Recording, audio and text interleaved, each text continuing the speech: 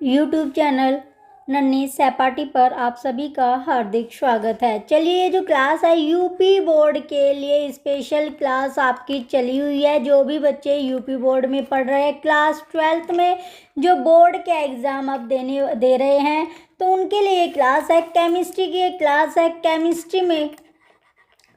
Chemistry हम यहाँ पर अपनी पढ़ने वाले हैं। तो ये जो पहला जो चैप्टर है, चैप्टर वाइज आपको एमसीक्यू यहाँ पर मिलने वाले हैं। तो चैप्टर वाइज हम यहाँ पर एमसीक्यू अपने कर रहे हैं। तो पहला जो चैप्टर आता है, जो पहला चैप्टर हमारा है, ये है एकक, यानी पहले चैप्टर का क्या नाम है हमारा, विलियन। जो सॉल्यूशन, यानी सॉल्यूशन से आज हम अपने एमसीक्यू करने वाले हैं। इंपॉर्टेंट आपके चैप्टर वाइज आपको 50 एमसीक्यू यहाँ पर मिलने वाले हैं। 50 एमसीक्यू आपको मिलेंगे, जो कि आपके एग्जाम में बहुत ही ज़्यादा इंपॉर्टेंट रोल प्ले करने वाले हैं, आपके लिए बहुत ज़्यादा हेल्पफुल करेंगे एग्जाम में। तो चलिए, एमसीक्यू क्वेश्चन यहाँ पर चैप्टर वाइज आपको मिलेंगे। जो भी बच्चे सबसे पहले चैनल पर नए हैं, वो चैनल को सब्सक्राइब करके रखें और नोटिफिकेशन को ऑन रखें, जिससे आपको वीडियो का नोटिफिकेशन मिलता रहे। और एग्ज़ाम से पहले ये वीडियो देख के आपको ज़रूर जाना है। चलिए, अब चलते हैं पहले क्वेश्चन की ओर। पहला क्वेश्चन आता है हमारा यहाँ पर। फर्स्ट क्वेश्चन क्या है कि सामान्य जीवन में हम जो पदार्थ देखते हैं वे अधिकांश क्या होते हैं। तो वे अधिकांश क्या होते हैं, तो वे दो या अधिक शुद्ध पदार्थों के मिश्रण होते हैं। ऑप्शन बी करेक्ट हो गया। नेक्स्ट क्वेश्चन आता है सेकंड हमारा कि पीतल या ब्रास किन धातुओं का मिश्रण है। तो वो कौन से धातु का मिश्रण होगा। ऑप्शन बी करेक्ट होगा, तांबा और जिंक। नेक्स्ट थर्ड क्वेश्चन आता है। इंपॉर्टेंट क्वेश्चन भी आपको साथ साथ बताए जाएंगे, जिसके ज़्यादा चांसेस होते हैं एग्जाम में आने के। तो नेक्स्ट क्वेश्चन थर्ड आता है कि जल में फ्लोराइड आयनों की कितनी मात्रा दंत क्षरण यानी टूथ डिके को रोकती है। तो इसका राइट आंसर ऑप्शन बी है, 1.0 ppm। ये क्वेश्चन आपका इम्पोर्टेंट है। नेक्स्ट आता है क्वेश्चन नंबर 4 हमारा कि दांतों का जो पीलापन यानी मोटलिंग फ्लोराइड आयन की कितनी सांद्रता के कारण होती है। तो इसका राइट आंसर ऑप्शन बी है, 1.5 ppm।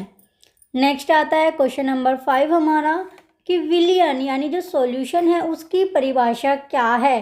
तो इसका राइट आंसर ऑप्शन बी, या दो या अधिक अवयवों का समांगी मिश्रण।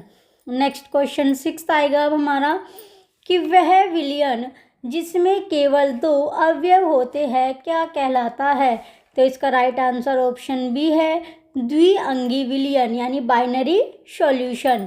अब आता है नेक्स्ट हमारा क्वेश्चन नंबर 7 है कि विलियन का वह अवयव जो अधिक मात्रा में उपस्थित होता है क्या कहलाता है। तो इसका राइट आंसर ऑप्शन बी, विलायक या सॉल्वेंट करेक्ट आंसर होगा। नेक्स्ट क्वेश्चन नंबर 8 आता है, वायु किस प्रकार के विलयन का उदाहरण है। तो इसका राइट आंसर ऑप्शन बी है, गैस का गैस में विलयन।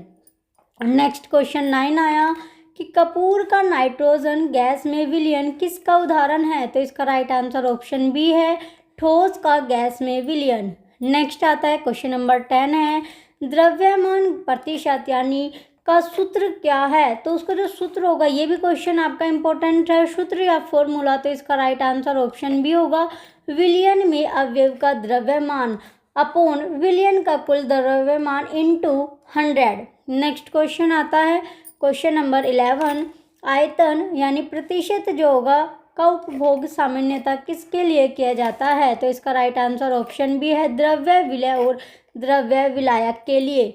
नेक्स्ट क्वेश्चन नंबर 12 है, बहुत कम ट्रेस मात्रा में उपस्थित विलय की सांद्रता को व्यक्त करने के लिए कौन सा मात्रक उपयुक्त है। तो इसका राइट आंसर ऑप्शन बी है, पार्ट्स प्रति मिलियन ppm। नेक्स्ट क्वेश्चन 13 है, मोल अंश या मोल फ्रैक्शन का मान हमेशा कितना होता है। तो इसका राइट आंसर ऑप्शन बी है, इकाई के बराबर सभी अवयवों के योग का। नेक्स्ट आता है क्वेश्चन नंबर 14, 1 लीटर विलयन में घुले हुए विलय के मोलों की संख्या को क्या कहते हैं। तो इसका राइट आंसर ऑप्शन बी, मोलरता या मोलैरिटी करेक्ट होगा। अब आता है क्वेश्चन नंबर 15, 1 किलोग्राम विलायक में घुले विलय के मोलों की संख्या को क्या कहते हैं। तो इसका राइट आंसर ऑप्शन बी, मोलरता या मोलैलिटी करेक्ट है। नेक्स्ट 16 क्वेश्चन आता है, निम्नलिखित में से कौन सांद्रता का मात्रक ताप पर निर्भर नहीं करता। तो इसका राइट आंसर ऑप्शन बी मोलरता करेक्ट होगा। नेक्स्ट है 17 क्वेश्चन कि विलयन की मोलरता ताप बढ़ने पर क्या होती है। तो इसका राइट आंसर ऑप्शन बी है घटती है, क्योंकि आयतन बढ़ता है। नेक्स्ट आता है 18 क्वेश्चन किसी विलायक की निश्चित मात्रा में घुली हुई ठोस की अधिकतम मात्रा क्या है या कहलाती है। तो इसका राइट आंसर होगा विलेयता या सोल्यूबिलिटी करेक्ट होगा।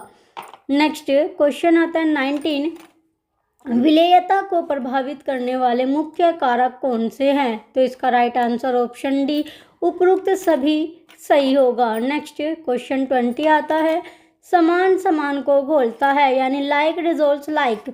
तो इसका जो मीनिंग होगा या अर्थ है वो क्या है, उपरोक्त सभी जिसमें ध्रुवीय विलय अध्रुवीय में नहीं घुलते, या अध्रुवीय विलय अध्रुवीय विलायक में घुलते हैं, ध्रुवीय विलय ध्रुवीय विलायक में घुलते हैं।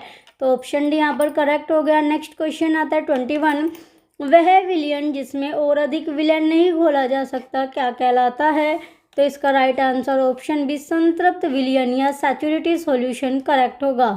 नेक्स्ट आता है 22 क्वेश्चन कि ऊष्माशोषी या एंडोथर्मिक विलेयता प्रक्रम में ताप बढ़ाने पर विलेयता पर क्या प्रभाव पड़ता है। तो इसका राइट आंसर ऑप्शन बी बढ़ती है करेक्ट होगा।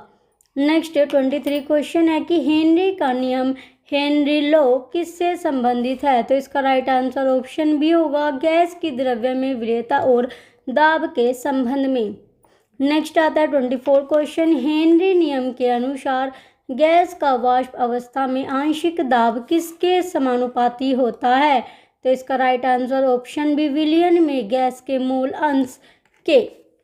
ऑप्शन बी करेक्ट हो गया। क्वेश्चन नंबर 25 है कि हेनरी स्थिरांक KH का मान ताप बढ़ने पर क्या होता है।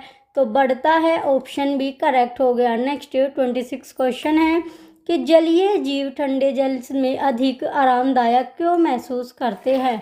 तो इसका राइट आंसर ऑप्शन ए होगा क्योंकि कम ताप पर ऑक्सीजन की विलेयता अधिक होती है। नेक्स्ट आता है 27 क्वेश्चन कि गहरे समुद्र में गोताखोरों द्वारा उपयोग किए जाने वाले टैंकों में हीलियम क्यों मिलाई जाती है। तो इसका राइट आंसर ऑप्शन बी है नाइट्रोजन की रक्त में विलेयता और बैंड्स के जोखिम को कम करने के लिए। चलिए नेक्स्ट क्वेश्चन आता है 28 हमारा कि पहाड़ों पर ऑक्सीजन का आंशिक दाब कम होने के कारण होने वाली बीमारी क्या कहलाती है। तो इसका right answer option B anoxia correct होगा। नेक्स्ट अब 29 क्वेश्चन आता है कि सोडा जल की बोतल को अधिक दाब पर बंद क्यों किया जाता है। तो इसका राइट आंसर ऑप्शन बी है CO2 की विलेयता बढ़ाने के लिए। नेक्स्ट 30 क्वेश्चन आता है राउल्ट का नियम या राउल्ट लॉ क्या है। तो इसका राइट आंसर ऑप्शन है P = ये आपका होगा P degree X। Next question 31 आता है वह विलयन जो सांद्रता के संपूर्ण प्रास में राउल्ट नियम का पालन करता है। तो इसका राइट आंसर ऑप्शन बी आदर्श विलयन या आइडियल सॉल्यूशन करेक्ट होगा। नेक्स्ट आता है 32 क्वेश्चन आदर्श विलयन के लिए मिश्रण की एंथैल्पी डेल्टा मिक्स है यह आपका जो होगा कितनी होती है। यह आपकी एंथैल्पी बोला गया है। तो इसका राइट आंसर होगा ऑप्शन नंबर बी 0 जो होगा इसका करेक्ट आंसर होगा। नेक्स्ट क्वेश्चन 33 आता है कि अनादर्श विलयन राउल्ट नियम से धनात्मक विचलन कब दिखाते हैं। तो इसका राइट आंसर ऑप्शन बी है जब विलयन विलायक अन्योन्य क्रिया शुद्ध अवयव से दुर्बल हो।